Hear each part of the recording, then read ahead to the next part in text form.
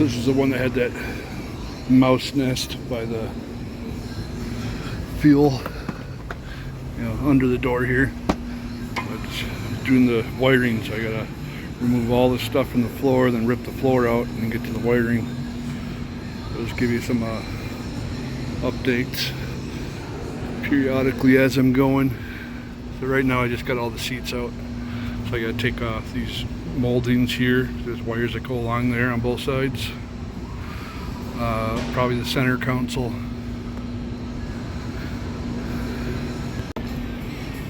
Alright, got all the carpet out. Looking pretty bare. Now I gotta go pull all this wires out. Replace it with a new, fresh one. Let's see what kind of crap we can get out of here.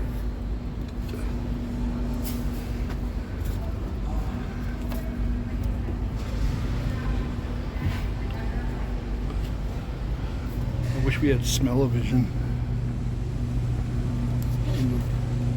Blow it out there. Alright, here's the old one I finally got out. There's a new one that's going to go in.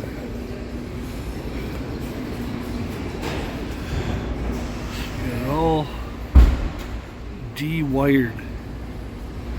Now let's hope I remember how to put it back in. Okay, I'm going back together now.